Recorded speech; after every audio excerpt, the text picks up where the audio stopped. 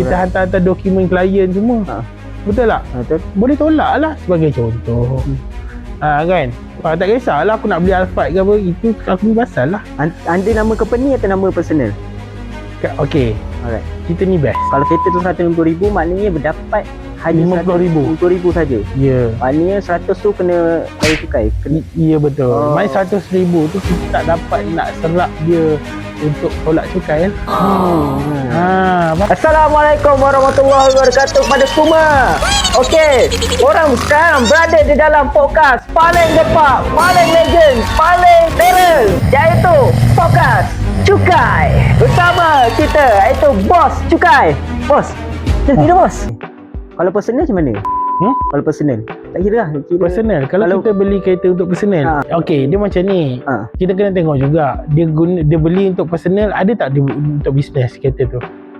Kalau campur-campur, kita kena portion lah benda tu. Maknanya 50% boleh claim, 50% tak boleh claim. 50% je lah.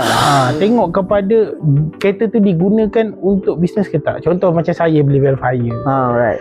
Kan, saya beli Alphard. Memang kereta yang saya beli itu memang 100% untuk bisnes. Kita hantar-hantar dokumen klien semua.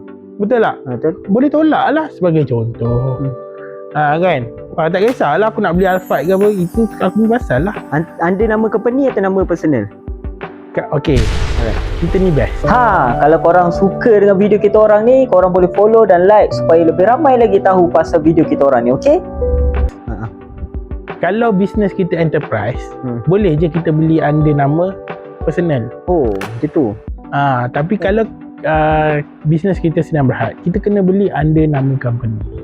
Macam tu. Kalau kita beli kereta under nama personal, tapi bisnes kita sedang berhad, tak boleh tolak cukai lah. Sebab itu orang punya. Jadi apa yang terbaik untuk kes macam tu, kita kena sewakan kereta kita kepada company kita sendiri. Nice. Macam tu betul strategi tu korang kena dengar. Siapa yang nak beli kereta kan, korang sudah berhad nak beli kereta, korang kena tahu, korang kena tengok konten dia.